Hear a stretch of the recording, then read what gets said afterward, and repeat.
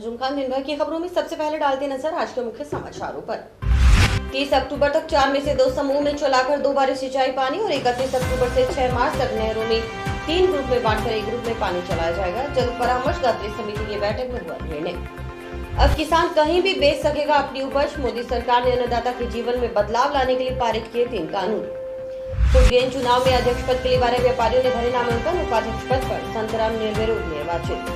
भारतीय communist party ने किसानों की मांगे पूरी करने के लिए प्रधानमंत्री को भेजा ज्ञापन। अब खबरें विस्तार से। इंदिरा गांधी नहर परियोजना के प्रथम चरण में रबी सीजन के लिए रेगुलेशन निर्धारण को लेकर मंगलवार को जल परामर्शदात्री समिति की बैठक हुई। इसमें रबी सीजन के लिए सिंचाई पानी की 7 बारी पानी देने पर सहमति बनी। हालांकि भाजपा विधायकों ने 8 बारी का प्रस्ताव रखा, लेकिन सिंचाई विभाग के अधिकारियों ने बांधों का जलस्तर कम होने के कारण मांग को नकार दिया। बैठक में हनुमानगढ़ और श्रीगंगानगर के विधायक मौजूद रहे और किसानों को पूरा पानी दिलवाने की मांग की। किसानों को अब 30 अक्टूबर तक नहरों को 4 में से 2 समूह में चलाकर 2 बारी सिंचाई पानी दिया जाएगा। इसके बाद 31 अक्टूबर से 6 मार्च 2021 तक नहरों को 3 ग्रुप में बांटकर एक ग्रुप में पानी चलाया जाएगा। इससे किसानों को 17 दिन बाद सिंचाई पानी उपलब्ध होगा। दिसंबर या जनवरी माह में जल परामर्शदात्री समिति की दोबारा बैठक बुलाकर रेगुलेशन को रिव्यू किया जाएगा। यह फैसला मंगलवार को हुई जल परामर्शदात्री समिति की बैठक में हुआ। बैठक में हनुमानगढ़ विधायक चौधरी विनोद कुमार, संगरिया विधायक गुरदीप शाहपिनी, पीलीबंगा विधायक धर्मेंद्र मोची, सूरतगढ़ विधायक राम प्रताप कासनिया, अनूपगढ़ विधायक संतोष बावरी, रायसिंह नगर विधायक बलवीर लूथरा सहित सिंचाई व कृषि विभाग के अधिकारी मौजूद थे। उल्लेखनीय है कि इस बार बांधों के कैचमेंट एरिया में मानसून की अवधि में बहुत कम बारिश हुई। ऐसे में दोनों डैमों का लेवल भराव क्षमता तक नहीं पहुंच पाया। अब जनवरी में होने वाली मावट से ही उम्मीद है। अगर मावट अच्छी हो गई तो बांधों में पानी की आवक बढ़ सकती है। भाखड़ा बांध का लेवल 1659.61 तो पोंग बांध का लेवल 1374.60 फीट। बांधों में पानी की सर्वाधिक आवक प्रतिवर्ष 21 मई से 21 सितंबर तक होती है। 21 सितंबर को बांधों का जो जल स्तर होता है उसके अनुसार रबी सीजन का रेगुलेशन तय किया जाता है।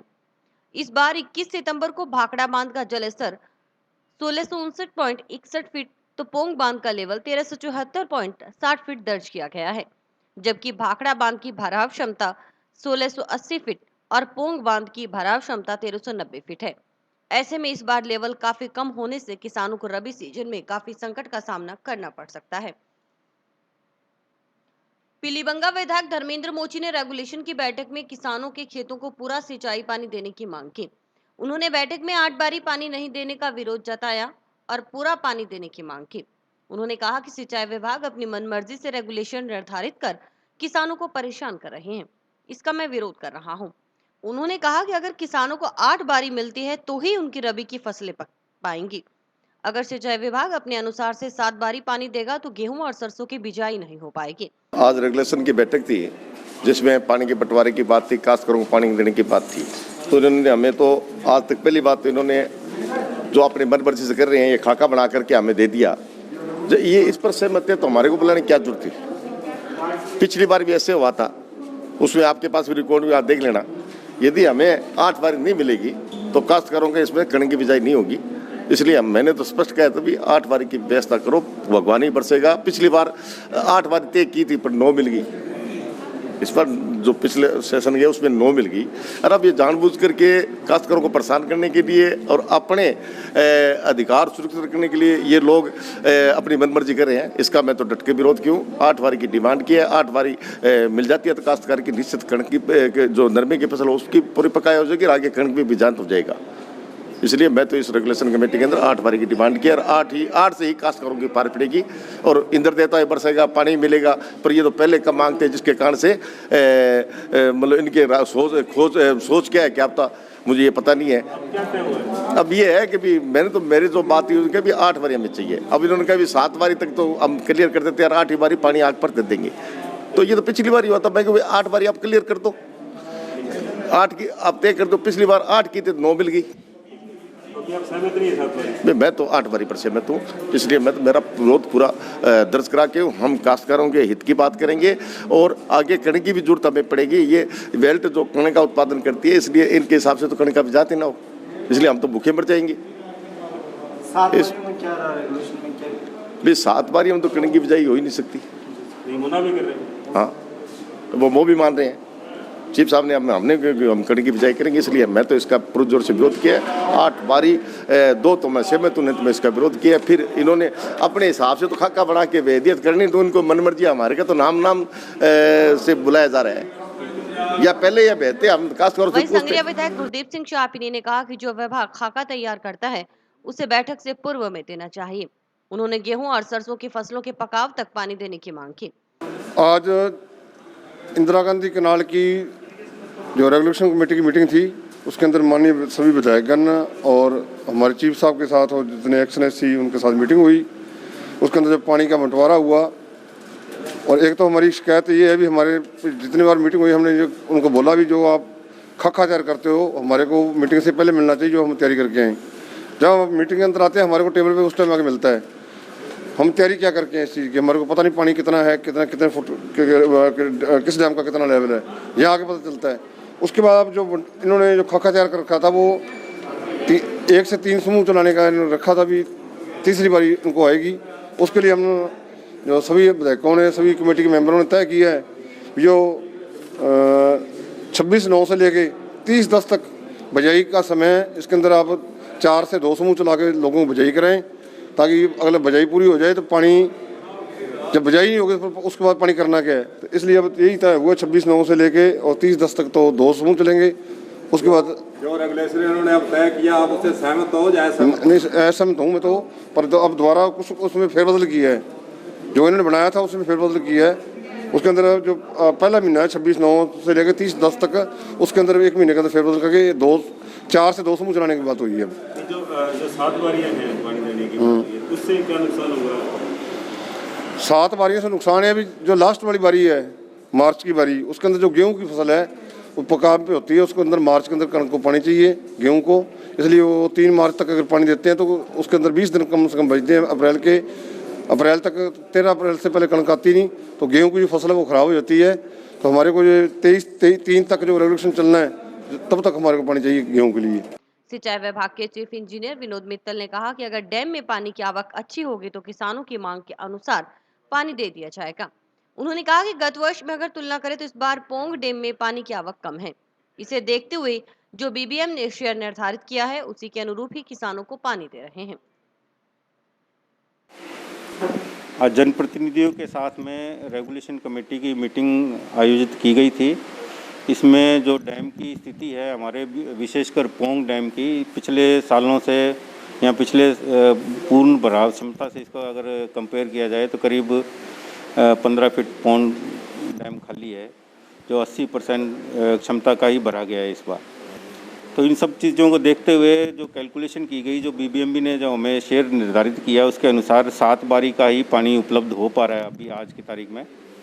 तो सभी जनप्रतिनिधियों के से चर्चा करके ये तय किया गया है कि पहले शुरू में 2 बारी 4 में से 2 की दी जाए और उसके बाद में 3 में से 1 बारी दी जाएगी। इसके अनुसार 6 मार्च को पानी का अंतिम बारी 6 मार्च तक पूर्ण हो जाएगी। यदि बीच में आवक और पानी का इनफ्लो बढ़ते हैं तो इसको रिव्यू भी किया जा सकेगा। अभी जनप्रतिनिधि 8 बारी मांग रहे हैं और आप 7 बारी देने। हाँ, आज 8 बारी की संभावना आज हम नहीं कर सकते, क्योंकि पहले ही 7 बारियों के लिए भी हमने 27% 26% पानी की बेटर इनफ्लो माने हुए हैं, लेकिन आज नहीं कर सकते। दिसंबर जनवरी में यदि इनफ्लो अच्छे होंगे तो 8 बारी भी अगर बनती होंगी तो जरूर देंगे हम। भाजपा की ओर से जिला मुख्यालय पर भाजपा जिलाध्यक्ष बलवीर बिश्नोई की अध्यक्षता में प्रेस वार्ता का आयोजन किया गया। इसमें केंद्र सरकार द्वारा संसद में हुए 3 कानून पारित किए जाने के बारे में विस्तार से जानकारी दी गई। वहीं कांग्रेस पार्टी पर किसानों को भ्रमित करने का भी आरोप लगाया गया। प्रेस वार्ता में भाजपा जिलाध्यक्ष बलवीर बिश्नोई ने बताया कि प्रधानमंत्री द्वारा अन्नदाता के जीवन में बदलाव लाने के लिए संसद से 3 कानून को पारित किया गया है, जो कि किसानों के फायदेमंद है। इसमें पहला कानून यह है कि किसान अपनी फसल कहीं भी, किसी भी मंडी तथा किसी भी राज्य में बेच सकेगा। ऐसे में किसान की उपज पर किसी भी प्रकार का कोई कर नहीं लगेगा। उन्होंने कहा कि वर्षों से किसान और किसान संगठन यह मांग करते आ रहे थे कि किसानों की फसल उसके खेत में से ही बिके। इसे देखते हुए किसानों को मोदी सरकार ने स्वतंत्रता दी है। दूसरा कानून यह कि संविदा खेती जो पहले भी होती थी, लेकिन उसमें कोई कानून नहीं था। कॉन्ट्रैक्टर किसान से अनुबंध कर लेता था, उसमें मुकर भी जाता था, लेकिन अब यह कॉन्टेंट सिर्फ फसल से होगा, न कि जमीन से। अब यह कानून पारित कर दिया गया है।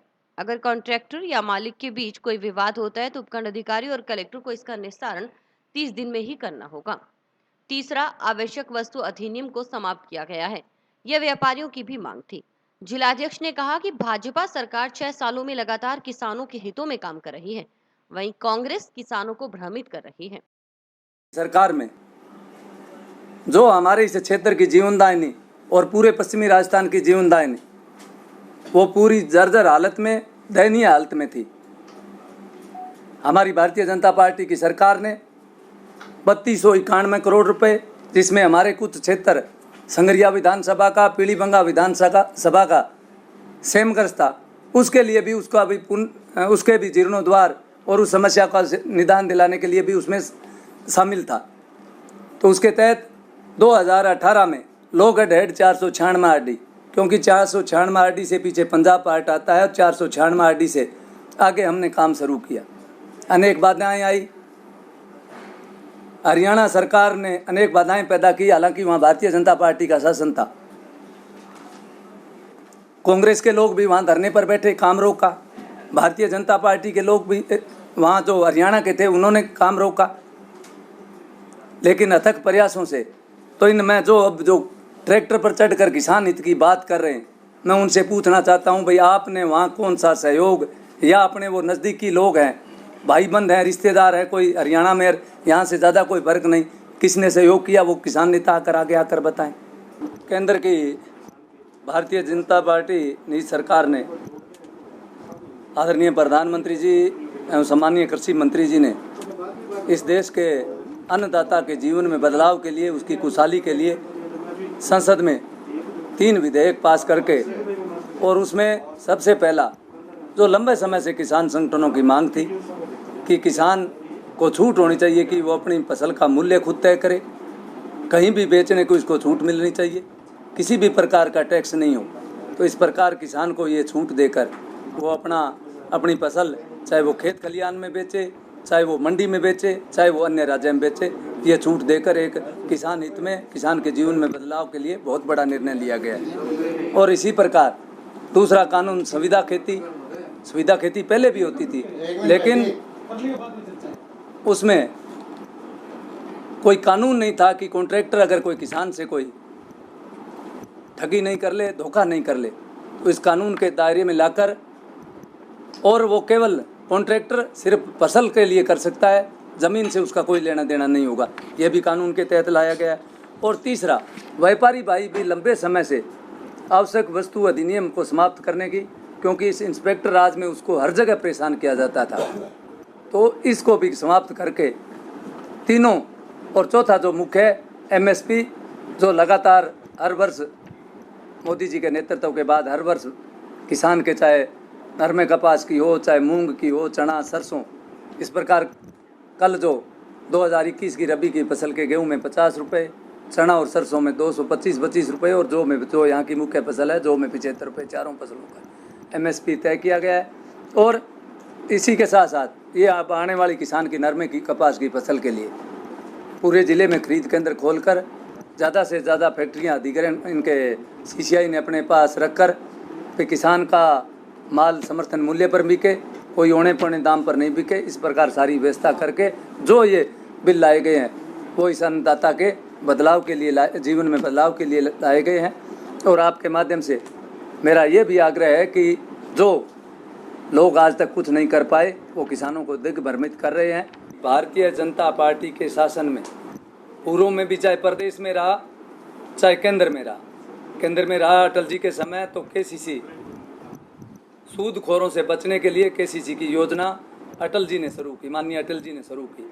उस समय भी कांग्रेस ने विरोध किया था कि किसान की ज़मीन हड़प लेंगे बैंक। तो इस तरह इनका विरोध करना काम है। आज तक अगर ये किसान की इस तरह सूद लेते, किसान के हित में काम करते, तो आज किसान की ये हालत नहीं होती। इन 6 सालों में लगातार किसान के हित में अनेकों कार्य हुए।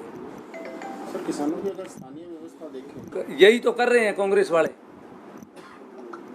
भाई अगर कोई मंडी में बेचना चाहता है तो आप मंडी का टैक्स खत्म कर दो, जो मिल में डायरेक्ट बिक रहा है वही उसी भाव मंडी में बिक जाएगा, तो हमारे व्यापारी भाइयों को व्यापार भी चलेगा और इन जो तोला मजदूर भी हमारे भाई हैं उनका भी काम चलेगा। खुद ही लोगों को दिग्भ्रमित कर रहे हैं, जो काम इनको करना चाहिए उसके लिए दिग्भ्रमित कर रहे हैं। आप मंडी के सारे टैक्स 6 से 7% खर्चा है, ठीक है, मैं लाने का जो मेरे जींस का लाने का जो मंडी तक है खर्चा, तो उसका मुझे फ़ायदा भी है उस व्यापारी से, वो मेरे सुख दुख का साथी है, उससे मेरी सामाजिक व्यवस्था है। हम कब कह रहे हैं कि इन मंडियों को उजाड़ो? हम तो कहें मंडियाँ रहनी चाहिए। और आज से 3 पीढ़ी से इन मंडियों के जो हमारे आड़ती है उनसे हमारे संबंध रहे, प्रत्येक किसान के संबंध रहे। मंडी शुल्क समाप्त कर दिया जाए, सारी बातें अपने आप हल हो जाएगी। टाउन में व्यापारिक संस्था फूड ग्रेन मर्चेंट्स एसोसिएशन की नई कार्यकारिणी के चुनाव के लिए सोमवार को नामांकन भरे गए। इसके साथ ही मंडी में चुनावी गतिविधियां शुरू हो गई हैं। खास बात है कि अध्यक्ष पद के लिए 12 व्यापारियों ने नामांकन भरे, वहीं सचिव पद के लिए 5, सह सचिव और कोषाध्यक्ष पद के लिए 2 नामांकन आए। उपाध्यक्ष पद पर महज 1 नामांकन आने से संतराम जिंदल का निर्विरोध निर्वाचन हुआ। वहीं नामांकन वापसी में 10 जनों ने नामांकन वापस लिए, जिसके बाद आशीष हेसारी और रामलाल के बीच सीधा मुकाबला होगा। वहीं सचिव पद पर भी अमित गोदारा और विजय कुमार आमने सामने हैं।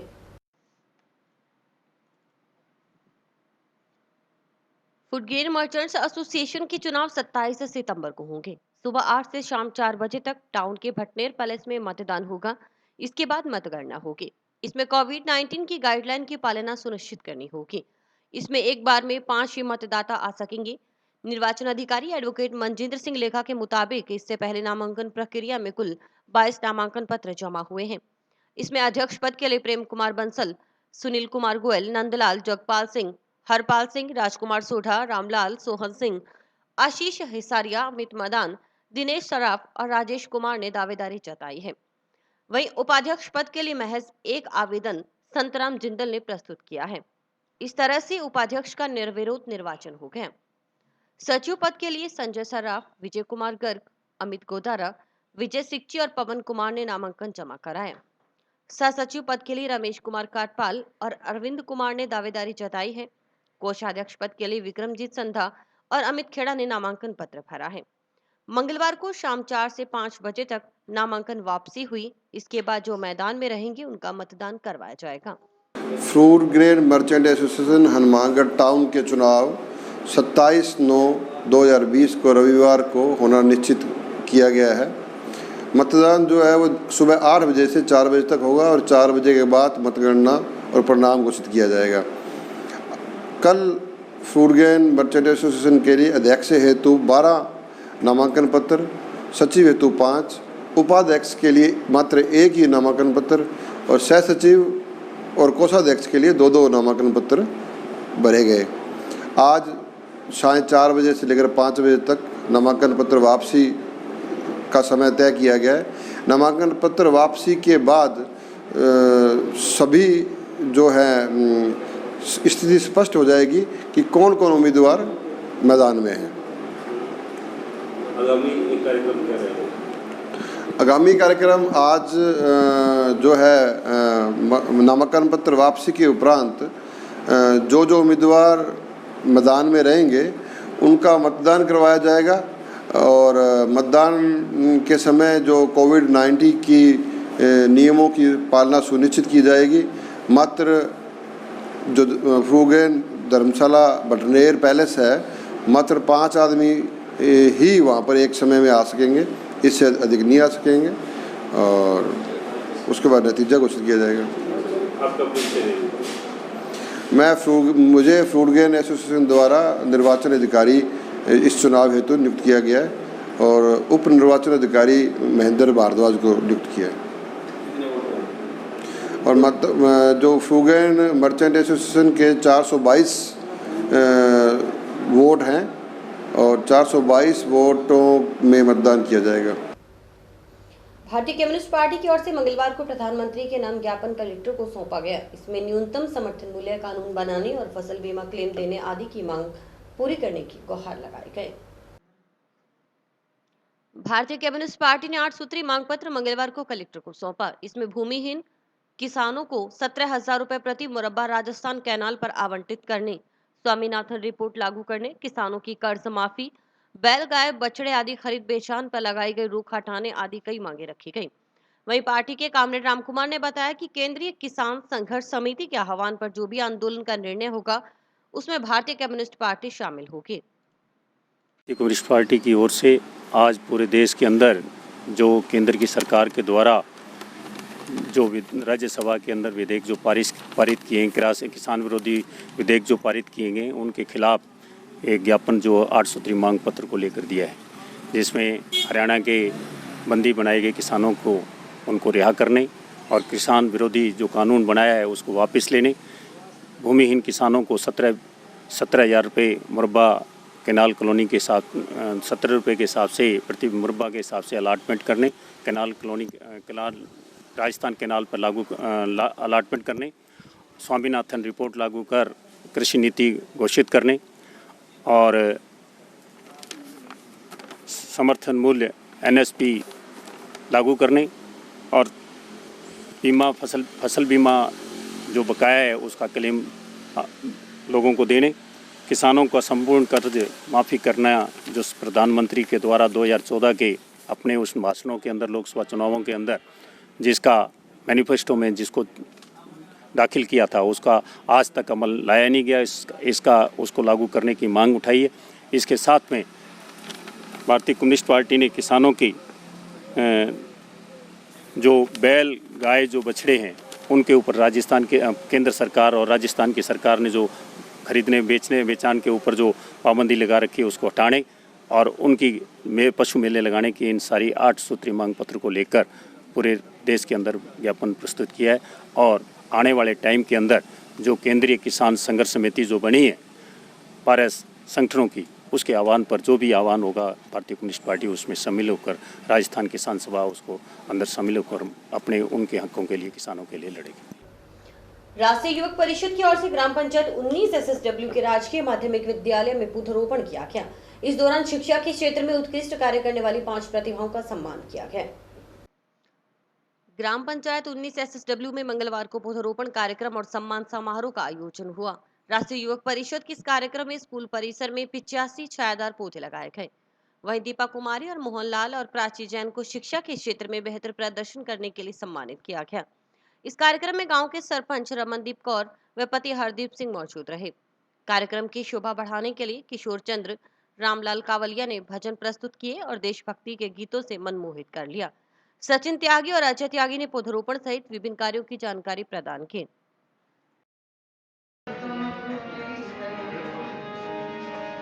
अंग्रेजों ने भारत में यहाँ भारी धूम मचाई थी, अपना पराया कोई नहीं यहाँ चले तड़ातड़ गोली थी।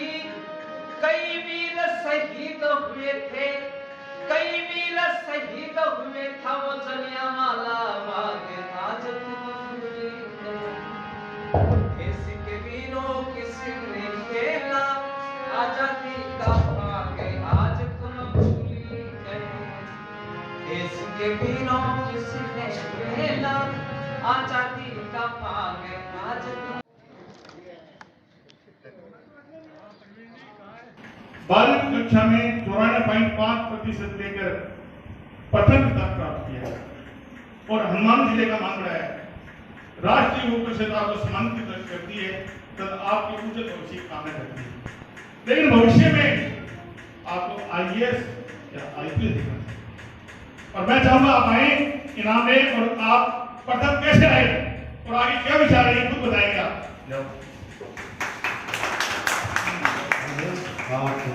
अपने अनुभव हमारे बीच में साझा करेंगे। कराची गंगानगर से सम्मान प्राप्त करते हुए हमारे Hello everyone, myself Prachi Jain and I have scored 94.5% in my 12th CBSE board in Ganga International School, Delhi, and I am really proud of that because I have taken no tuitions and coaching. सारा effort मेरे grandfather का था, उन्हीं को मैं dedicate करना चाहूँगी। मेरा अवार्ड जो भी मेरे राष्ट्रीय युवा परिषद ने मुझे सम्मानित किया है मैं उसके लिए बहुत थैंकफुल हूँ, मैं बहुत एनकरेज हुई हूँ फ्यूचर के लिए और मैं सबको प्राउड करवाती रहूँगी फ्यूचर में।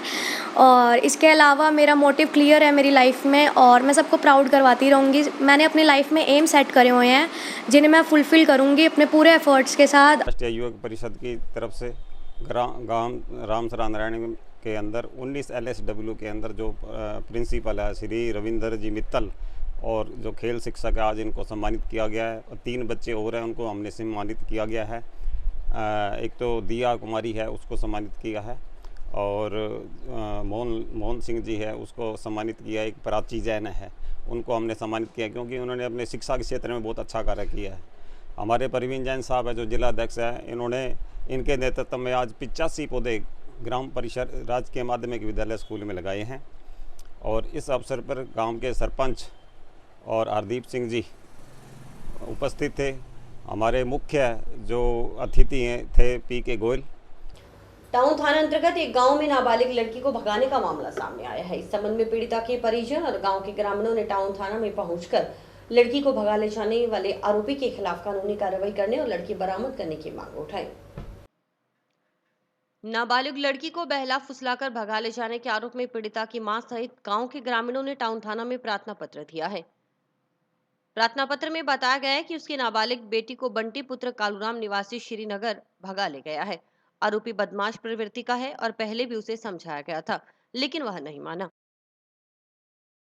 आज 20-22 दिन हो गए। 22 तारीख को लेके आज 20 दिन हो गया। 1 तारीख को हमारी कोई सुनाई है कोई। अब मेरे बच्चे खेत में घास पाड़ा गया खेत में लेके गुम हो जाए रात में कोई पड़ताल को नहीं मारे। मेरे रुपया 50,000 रुपया लगा दिया फिर के ना तो हमारी सुनाई हुआ ना कोई। आज मक्कासर गांव के हम ग्रामीण सारे इकट्ठे होकर आए हैं।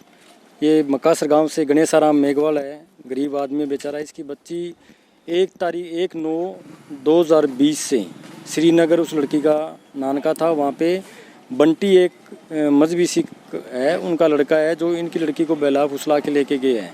18 साल की अपने 16 साल की वो बच्ची है, नाबालिग बच्ची है। आज 22 दिन हो गए रोज़ाना ये थाने तहसील के चक्कर लगाते हैं, इनको अभी तक उसका कोई सुराग नहीं मिला। प्रशासन की तरफ से कोई इनकी कोई मदद नहीं हो रही है। तो हम CI साहब को ज्ञापन दे के जा रहे हैं। उनको हमने अल्टीमेटम दिए है कि 25 तारीख को हमारा किसान आंदोलन है मक्कासर गाँव में। 25 तारीख को आपको टाइम है, 25 तारीख तक हमारी बच्ची हमारे हाथ में होनी चाहिए।